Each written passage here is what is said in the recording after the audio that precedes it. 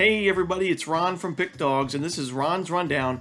We're going to go over the MLB games scheduled for Sunday, April 17th, 2022. Happy Easter, everybody. Now, if you like what you see, make sure to give us a big thumbs up and subscribe to our channel. And don't forget to put your picks in the MLB games for Sunday in the comments section down below. Alrighty, let's get into the games for Sunday, April 17th. For our first game, we're going to go to the afternoon contest between the New York Yankees and the Baltimore Orioles. Nestor Cortes and Bruce Zimmerman, the projected starters for this one. Now, the Yankees lineup has been really inconsistent this season. You know, it's basically been a home run or nothing for the Yankees on offense. And although home runs are a large part of the game today in the MLB, you got to be able to get on base. You got to be able to hit with runners in scoring position. And the Yankees just haven't done a good job of doing that consistently this year. So it's really tough for me to even think about taking them at a price like this. I know it's the Orioles, a team that the Yankees usually dominate. But for me, you got two starting pitchers that didn't give up a single earned run in either of their starts to start the year. Nestor Cortes and Bruce Zimmerman. Cortes, 4 1/3, 5 strikeouts, no walks, only 3 hits against a good Blue Jays lineup. While Zimmerman, 4 innings, only 3 hits, 4 strikeouts as well. So for me, I'm going to take the under in this game until the Yankees offense shows me something different. I'm going to have to just keep fading them here. So give me the under in the Yankees-Orioles. Next up, we have the Minnesota Twins taking on the Boston Red Sox. Bailey Ober and Michael Wacha, the projected starters for this one. And I think the Twins are going to be able to get some revenge on the Red Sox in this one after losing 4-0 on Saturday. When you look at Michael Wacha, he's not a guy I like to back too often. And when you look at what he did against the Twins last year, he had a 7.36 ERA in 11 innings pitched against these Twins. He faced them twice and struggled this last year in 2021. And now he's at Fenway Park, a hitter's park, and a Twins lineup that was held to 0 runs on Saturday. I think the Twins are going to be fired up offensively. I also like Bailey Ober. I mentioned him in my first Ron's Rundown video where he started. You know, he did give up a few runs in that game against the Mariners, but he had a lot of run support, so he didn't have to worry too much. I thought he pitched pretty well. Could have done a lot better, but going forward this year, I think Bailey Ober is a pretty good option that the Twins have in their rotation. So give me the Twins here on the money line. I think they win this one on the road. Next up, we have the Washington Nationals taking on the Pittsburgh Pirates. Two lefties going at it, Patrick Corbin and Jose Quintana. Now, I know if you look at the numbers on paper, it looks like Jose Quintana is the far and away better starter in this matchup. But to be honest with you, I think Patrick Corbin has a lot more upside going forward. Sure, Quintana pitched 5 1/3 innings of 1-run baseball, but he did allow that run via the home run. He allowed 5 hits and 2 walks in only 5 innings, and he struggled badly in spring training. We can't forget, he pitched 9 innings, gave up 11 earned runs, 15 hits, 4 home runs, and only had 4 strikeouts. So 4 strikeouts per 9 is not going to get it done in the majors. Now, I know Patrick Corbin has struggled. Don't get me wrong, 6 2/3, 8 earned runs is not going to get the job done. But he does have 7 strikeouts in those innings. He hasn't allowed a home run in those innings. You know, if he can limit the free passes he has allowed 5 walks already this year. I think he's going to be a much sharper pitcher. And going forward, I'd rather back Corbin here than Quintana in a spot like this. I think there's a reason why the Nats are the favorites here, even on the road. So give me the Nationals on the money line. Not a game I'm in love with, but I do think the Nats get it done.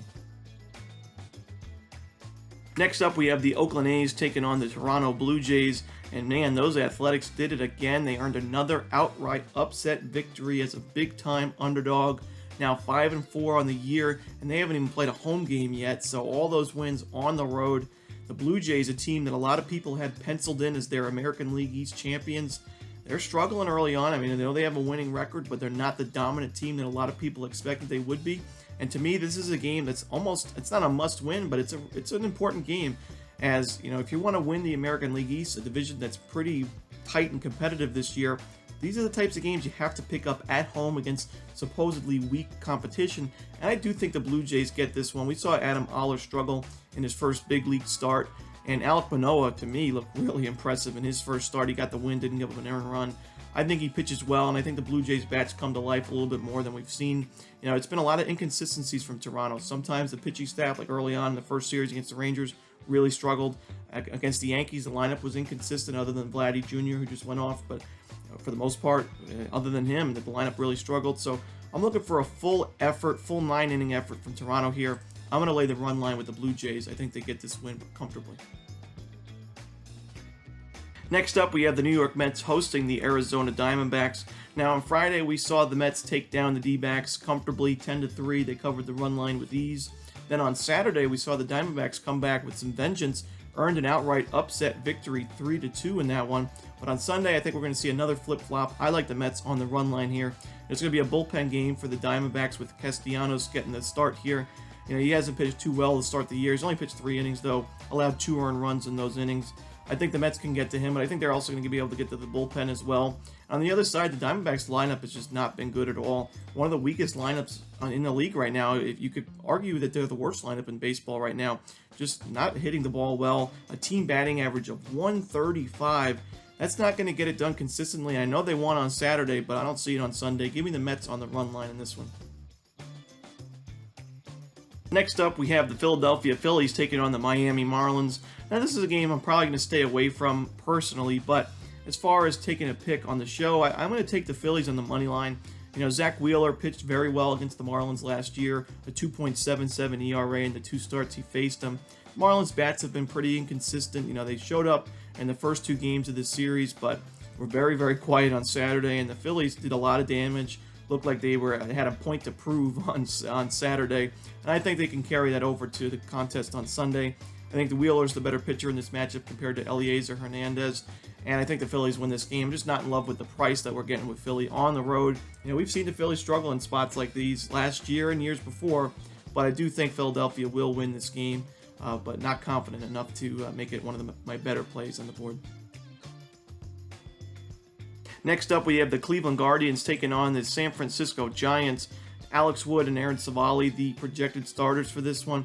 Now, both starters did struggle a little bit in their first starts of the year. Wood giving up 2 earned runs and a home run in 4 1/3. Savali giving up 4 runs total, 2 of them earned and 3 1/3. But I do think both pitchers improved this year, and I do like the under in this game. Wood did strike out 6 batters in 4 1/3, only gave up 1 walk in that start, while Savali struck out 3 batters in 3 1/3. He did have a little bit of a walk problem, but didn't give up any long balls, no home runs allowed. Savali pitched very well in spring training, 13 Ks in 10 innings, a 3.6 ERA. Wood was so-so in spring training, but didn't give up a single home run, and Wood was a very big part of that Giants rotation last year, 10-4 with a 3.83 ERA to match with a 3.48 FIP.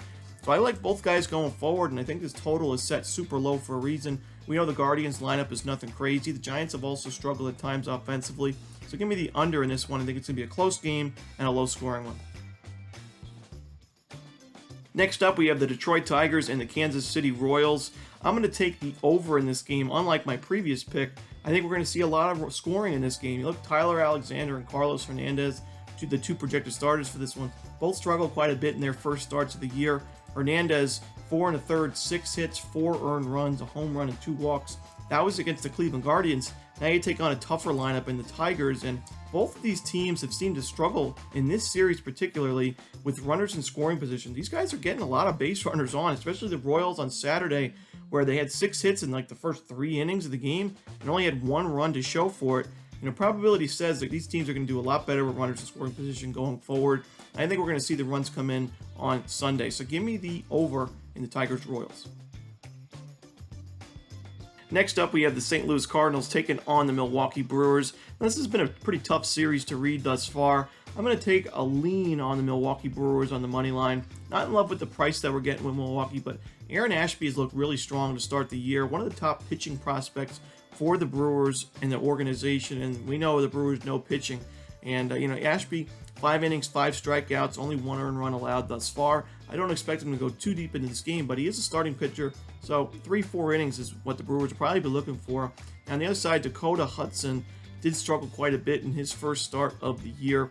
6.75 ERA, gave up 3 earned runs, 2 home runs, in 5 hits and only 4 innings against the Royals.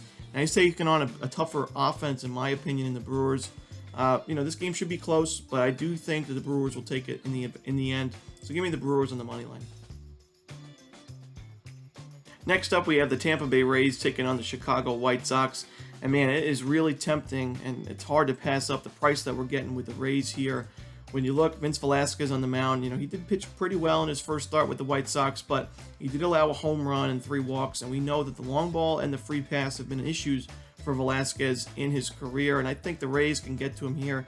The Rays have definitely not impressed as of late. They started the season strong.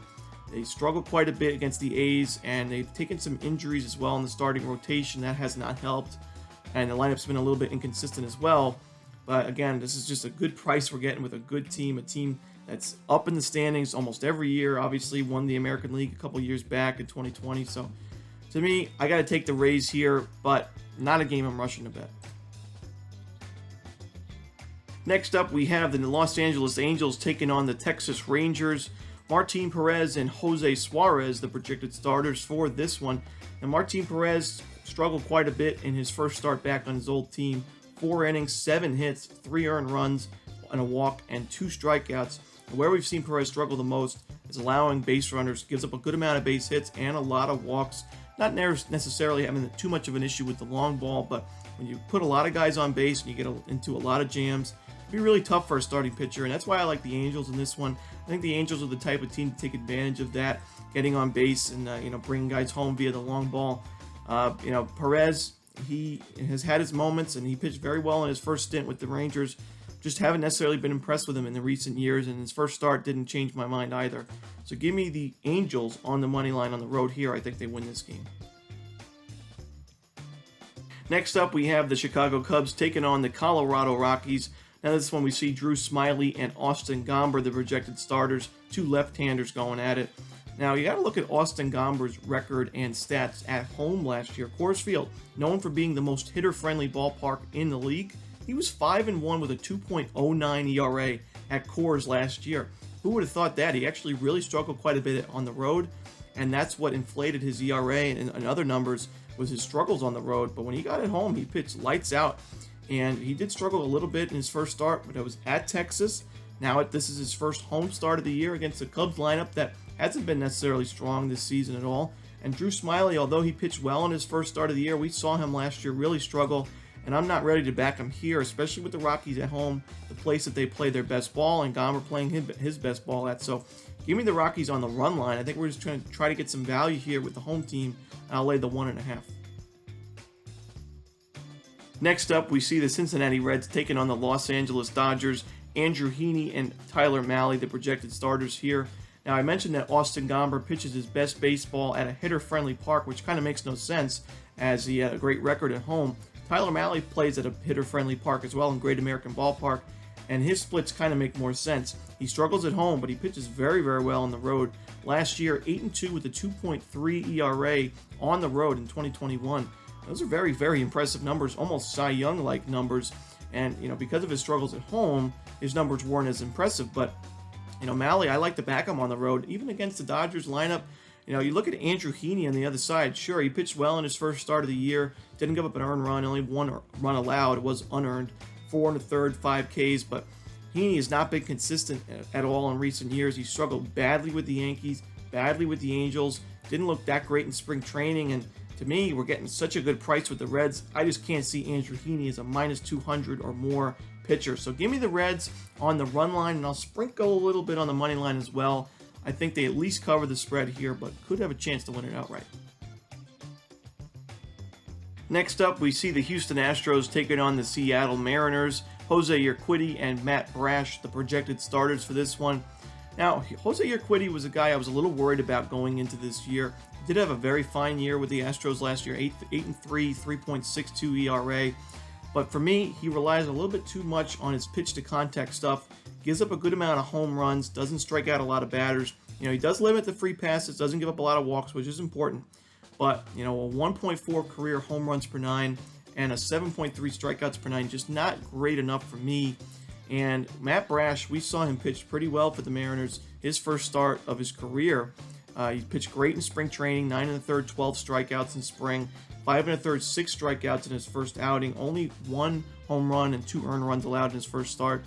To me, the value's on Seattle here getting the plus money. I know this series has been super competitive and fun to watch in recent years, and these are the type of games that I think that the underdog have a fighting chance in. I think the Mariners bats can get to Urquidy, and I think the Brash pitches a pretty good start here.